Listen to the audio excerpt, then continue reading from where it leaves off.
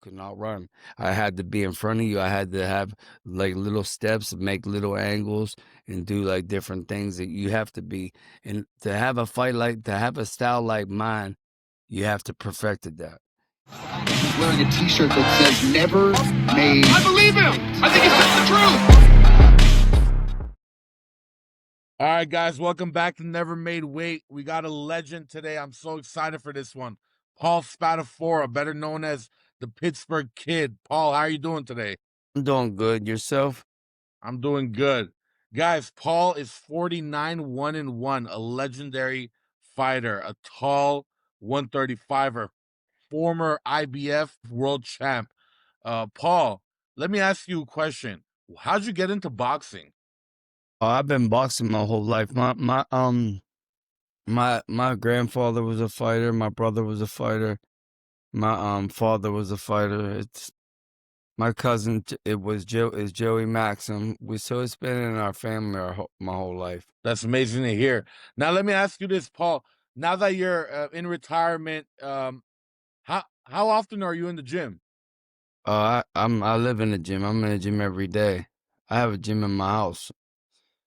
Are you Yeah, I sold my house in Pittsburgh and put a gym in Las Vegas. My house.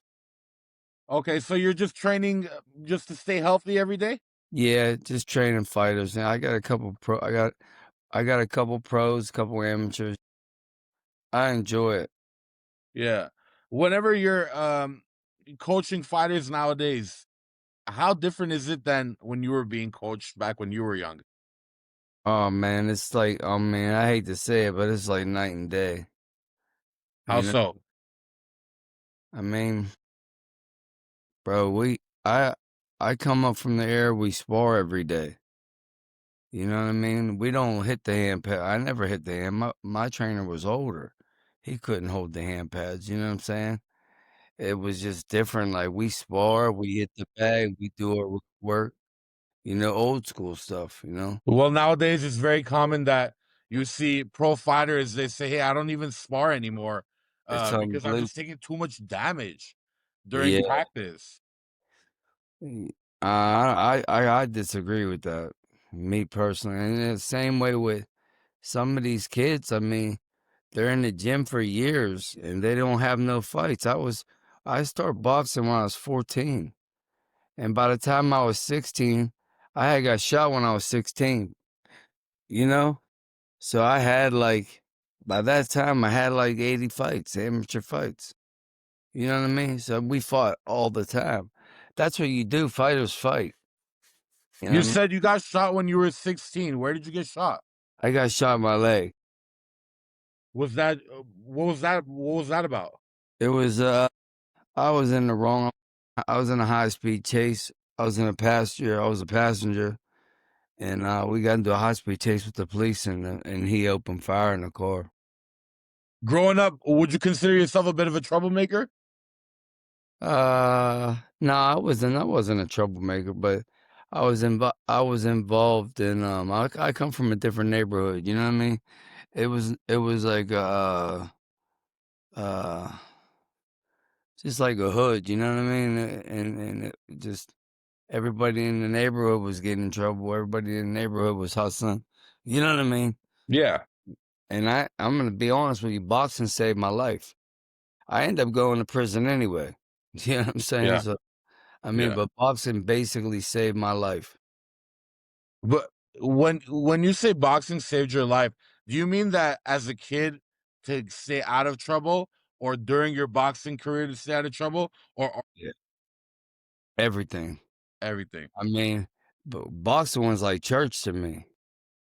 We was on the streets selling crack and stuff. That's when the crack era was out. You know what I mean? Yeah. And it was just different, you know. And by me going to box, by me meeting a trainer like PK, he like I felt like love there. You know what I'm saying? I felt like Yeah. that I didn't have back home. I didn't have that type of, you know what I'm saying? You said that your dad and your grandpa were boxers. You come from a boxing family. So you taking on boxing, was that a way for you to show that, hey, I'm of the caliber as well in this family? Uh, I just no, it wasn't that way. It was just I was getting in so many fights in the streets. I was kicked out of all my high schools. You know what I mean? And it just it taught me discipline. It taught me how to control my temper. It taught me everything. That makes sense. Whenever you were growing up and you already acquired this boxing skill, did you feel untouchable in the streets, or were you very aware that everybody's touchable? Nah, everybody's touchable, but it just like when I started fighting, I basically didn't get in no trouble no more. You know what I mean? Right when I'm gonna be honest with you. See, I was extremely poor, so I had to get money somehow, you know what I mean? Yeah. But when I got shot by the police. And when I got shot and I was able to recover from that accident, I put all that behind me and I just gave up everything. No street, none of that. I just dedicated my whole life to boxing. You know, Yeah. my and I have to say my managers helped me so much because they paid my rent, they paid for my food, they paid the bills, and I had like a place to go to, because my home life was a little bit messed up because, like I said, the crack era was out, and my people were addicted to that. As far as you taking the better turn into focusing on boxing and staying out of trouble, did you find that your community or your hood, did they support that decision? A big time. I see. I went to a lot of different schools, so I had a pretty big following. You know what I mean? Like I had a pretty big, like a big following in Pittsburgh. Like there wasn't too many fighters out there. That was like Yeah. that. You know what I mean? Not saying that we didn't have some really, really great fighters come out of Pittsburgh. I mean, think about it: Harry Greb, Fritzy Zivic, Billy Kahn. So and people don't know about Carl Sullivan, Eric Podolak. Tommy Alexander. I mean, the list goes on and on, you know. But like, it was a uh, it was a fight town and fight city. It was like very, very supporting of me, you know, Yeah. like big time. I had a very, very big following, even at a young age. I was able to fill up the. When I started at the Almanzos, I filled that up, and then when it just got bigger as I kept going. I mean, fill I'm I'm sure ahead of your time a little bit in the age of social media, I'm sure, that would help you blow up man, as well. That would have been crazy, right? yeah, Now, yeah. Paul, now you're 49 1-1. How does Yeah, that happen? How does that, like, what do you know that everyone else doesn't? nothing, man. It's just, you know, I, I don't even. I think the records are overrated. You know, it's who you Why is prove. that? Why do you say that? Because, I mean, a lot of I say like this. I didn't get a chance to fight the people that I should have fought. I feel that. And I feel the reason why was because I had such a big following in Pittsburgh. My promoter, in order for me to fight somebody from Top Rank, my promoter's gonna have to, you know what I'm saying? Because he was a local promoter, and he was scared to put me out there, you know. And towards the end of my career, I just couldn't take it no more. I couldn't take it. The lies I couldn't take, waiting to fight somebody. And then I went out and I signed with Roy Jones, and everything Roy told me he was gonna do, he did for me. I just didn't do the right thing. I didn't win the fight. But yeah. Towards the end of your career, when you say you didn't want to fight anymore, what was the reason besides the lies and stuff? After you got with Roy Jones, how you kind of lost love, or Yeah, bro. I'm gonna tell you something. Once you cross that line and put drugs in your body and you're doing that activity, you're not a fighter no more. You know what I'm saying? Like people can say what they want to say. You start putting chemicals in your body, and you're not a real fighter like that. I mean, you couldn't pay me to do that when I was coming up. You know what I mean? I'm up in the morning. I'm up in the morning, bright early, on the road running. You know, in the first one in the gym, the last one out the gym. My work ethic's still like that as a trainer, but you know what I'm saying? It's just like, and nowadays is I feel like a lot of these guys. I mean, I hate to say that, like, make people, feel a certain type of way, but I feel like a lot of these fighters are getting paid way too much money, and it's almost killing the game. Are you talking about in boxing? Yeah, you understand what I'm saying? Yeah. What Why, do you why do you feel? Why do you say that? well, simple. Imagine being Tank Davis. He's at 30 years, 30 something, like when he's in his prime, and saying he's going to retire. Why would you? That doesn't make sense.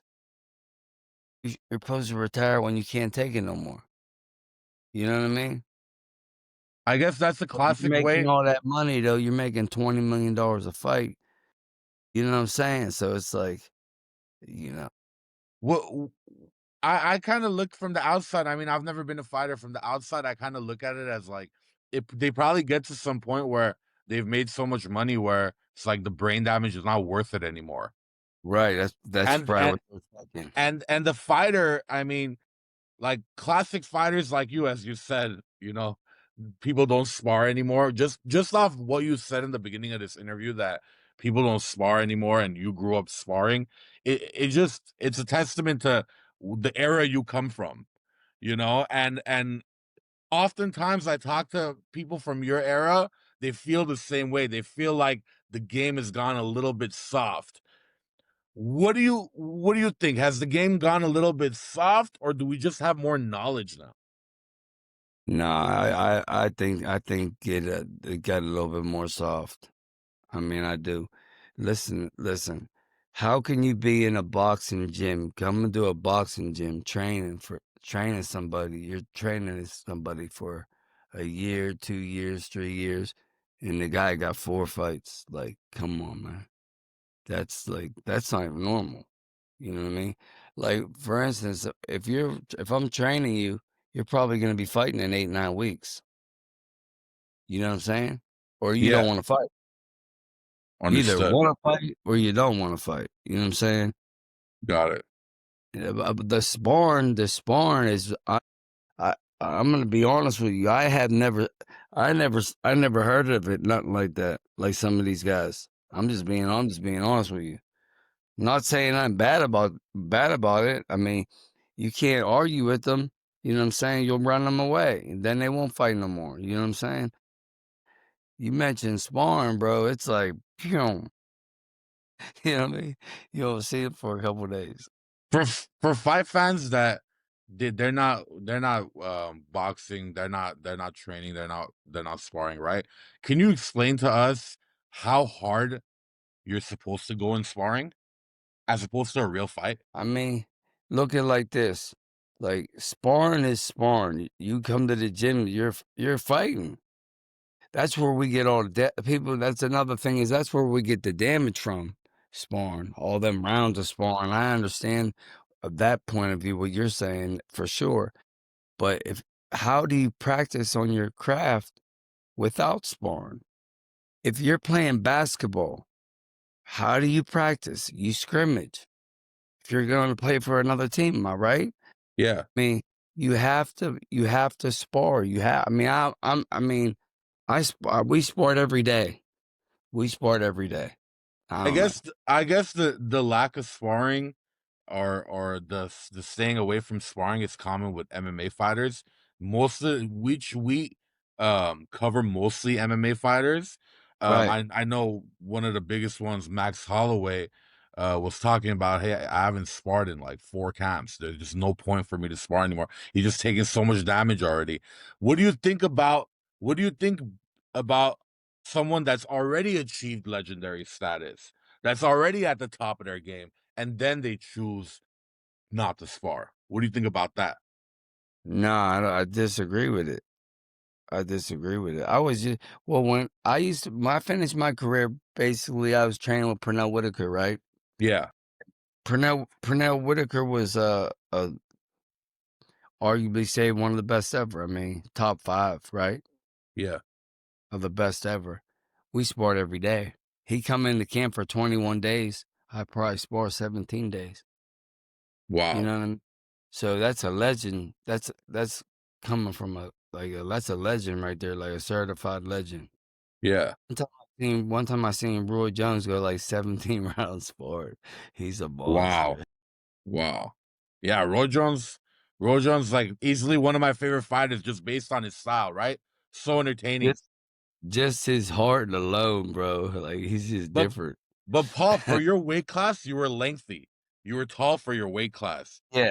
Yeah. How did you what was the game plan fighting people that you knew you had a height advantage over? Because a lot of times people don't realize that could be not that good because they can come from the bottom, right?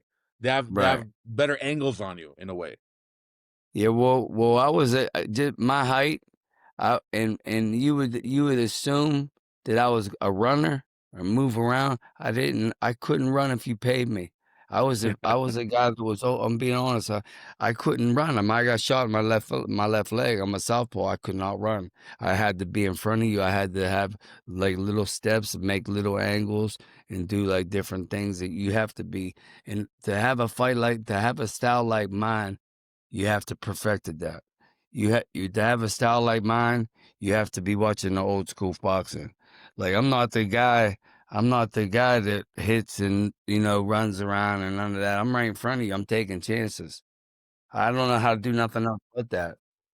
I mean, for a record like 49 1-1, you took chances and it came out in your favor, that's for sure. But Paul, Yeah, there's something that people talk about a lot with you, and they talk about how you beat Floyd in sparring. Can you tell us what happened there? dude, it's the most ridiculous thing in life, right there. I'm gonna be honest with you. I don't even think that anybody should even entertain something like that. Can you tell You know us how many why? times? Well, listen. You know how many times I've been in the gym. And anybody who it could be any day that someone gets out on me. You know what I mean? And Yes. it's just the way it is. I was in the gym. I was in the gym for like damn near 7 weeks for that. And he just come walking in the gym. It's just it's just what it is. He wasn't ready to be doing that right there. He's Floyd Mayweather. He beat 20 some world champions. You know what I mean? I don't Yeah. do that. I don't do that. Yeah. And for people who don't know, fight like in gym stories, it's frowned upon to talk about outside of the gym, correct? Right. Yeah, it's Yeah. just like it's like not a fighter's thing to do. It's more like a spectator's thing to do. Yeah, exactly. It doesn't Got mean it. nothing for real. It doesn't mean nothing. It doesn't mean nothing. Yeah, I mean, fans cling on to every little detail. And Yeah, anything that can make somebody say, "Oh, they're gonna hold on to it. They're gonna talk about anything." Now, Paul, let me tell you, we're focused on MMA. Paul, what are your thoughts on MMA? man, dangerous. More dangerous than boxing? Nah, no, not more dangerous than boxing, but just I couldn't be able to do it. I couldn't be able to do that. I didn't like. I mean, I'm not big into wrestling with other people and stuff like that. I like fighting like this. Yeah. Striking would be my thing. Now let me ask you, Get them little, growing up huh? in the streets, when you guys had issues with each other, let's say you would get in a fight with somebody on the street, how often would somebody try to wrestle you on the street? Every time, every single time. So your takedown defense is on point. It ain't the best, but it's okay. Hey, no, you're cheating. You can't Yeah. no, you're cheating. So, Paul, let me ask you, you actually keep up with MMA and boxing nowadays, or Well, not really MMA, but just boxing. I'm mostly focused on boxing. who do you see nowadays that inspires you in their style and their grit and their And just the way they box? you gotta be like, I mean, think about Terrence Crawford, what he's doing. Like he's going But all the way. He's amazing. I mean, just the heart, and I mean, his energy and everything. Like he's like the ultimate fighter, boxer. You hear about he can wrestle and all that stuff. He's just like the ultimate fighter right there. yeah, He probably he probably be great at the MMA stuff. And like hearing your story, I've done some research on you. Of course, I don't want to keep asking you the same things everybody else asks you, right? But doing my research on you, it seems like they need to make a movie on you. I'm gonna be honest with you. I think they already did that with the Southpaw movie. I Yeah, was in right? yeah, yeah, they flew Yeah. me up to New York and all that. Yeah. Wait, they flew you out, so Yeah, I you're was in telling the me that movie rehab. was actually about you? I was in the you couldn't tell me it wasn't. I was in the rehab with the people that made the movie, like the whoever made the movie, and they flew me out to New York, I had to pitch my story and all this and all that, and I stayed in this rehab for like a year and a half. They built a boxing gym in the rehab. Yeah, Wow, that's amazing. That's amazing. I said I've seen all the boxing movies. My favorite one is the one with Mark Wahlberg and um I don't know, the one based Mickey based in Ward, Boston. Mickey Ward thing. Mickey Ward story, yeah. That one's amazing. Mine's Raging Bull. Raging Bull, yeah. Well, let me ask you this, Paul. Let me ask you this. Being the person, right? You're actually that guy. You're the guy that you went through a boxing career, over 50 pro fights. Like, how does it feel being that guy? Right now, as you lay in bed, you're talking to somebody you've never met. He's asking you a bunch of questions. How do you feel being that person? I feel normal, you know, just normal. You know what I'm saying? That's what I'm supposed to be doing. I was always supposed to be fighting. I'm always supposed to be boxing. When you love something like the way I love it, it would be it would be a sin not to do it and not to show somebody and help somebody. You know what I mean? Yeah. And Because I pass know it on. you've had a tough life. You've been through a lot. You battled this, you battled that. Obviously, life is not easy. Um, and so I just want to see like how you're feeling nowadays and how your mental health is. I feel great. I mean, I feel great. You know, being being being put through all that I'm gonna tell you something. I chose to do the wrong things. I'm the one that put myself through all the things that I did wrong was me doing that. You know what I mean? Lesson. I got to learn a lesson. Got to work. Sometimes I had to learn the hard way. You know what I mean? Yeah, But everything right now, I'm doing good. You know what I'm saying? I'm clean. I don't mess around. I'm doing the right thing. I'm just trying. I'm in the gym every day training people. I got somebody coming over in like about an hour. So it's yeah, just like doing what I love to do. I'm free from the that gorilla that's on your back. You know what I'm saying? That's up off me. So I feel that's great. I feel great about that.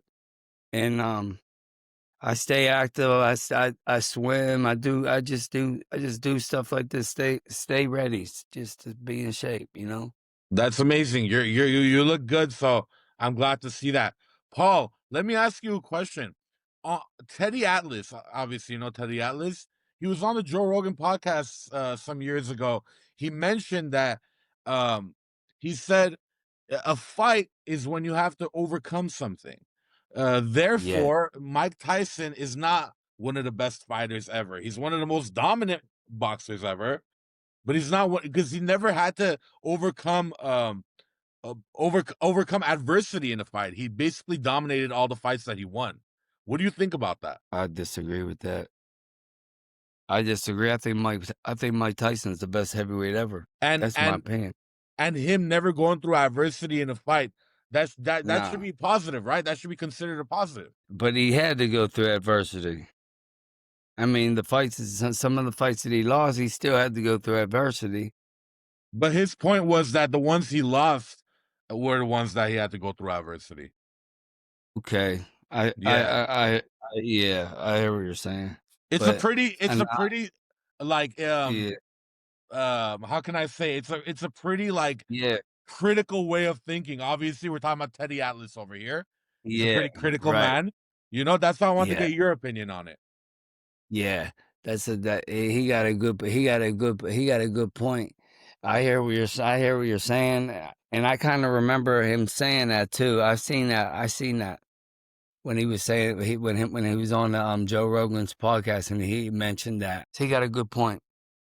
He got a good Now, point. Paul, I don't want to take too much of your time. I'm just gonna ask you one more question. I'm gonna be out of your hair, bro. I got you.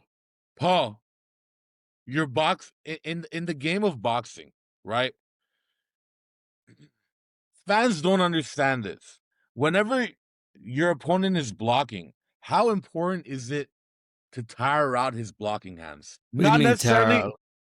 because people think you're only looking for the open shot. You're only looking for the clean face, clean No, body. you set it up. You set different things up. You move them around, put them in me personally, I believe this. If I could I'd rather put you in a position than have all the power, have all the speed. No, if I could dominate the space and put you in the right positions to do whatever I want with you, I'm winning the fight. So, nah, you know? Yeah. But as far as the health of the arms that are blocking, right? They get tired, right? They get hurt. Whenever someone's blocking and you keep going at it, you keep hitting their arm gets tired, right? Right. Right. If you're, especially if you're fighting a 10-round fight, for sure. Got it. And in the lower weight classes as opposed to the higher, the heavyweights and the super heavyweights, how often do you run into an opponent that just can't hold them up anymore? Well, in our weight classes, it's really, you're busy. You're always punching. You know what I'm saying? So it's a little bit. Yeah, we're active. Yeah. In the lower weight classes, I mean, we're throwing 100 some punches around sometimes, 80 punches around. As the bigger people, they ain't throwing punches like that. So we're busy. By the end of your fights, have you ever felt like your arms Yeah, are too tired to hold them up? yeah. I'll Like, be sometimes when I got older, I'll be in bed for like 2 weeks after a 10-round fight. damn. Yeah, sore as hell. What's the most sore on your body after a 10-round fight? It all depends. I mean, my whole body gets sore because of the way I move. You know what I mean? My back, my lower back, and my arms and all that. You know what I mean? Yeah. Well, Paul, man, I really appreciate you taking the time. I've had a Yeah. great time talking to you. And is there anything you want to leave the fans with? Nah, you just thanks for watching and have a good day. You know what I'm saying? Guys, today was a really special day. We had Paul Spadafora, the Pittsburgh Kid, the legend. Thank you so much for watching Never Made Weight. Paul, thank you so much. I really appreciate it, brother. Amen.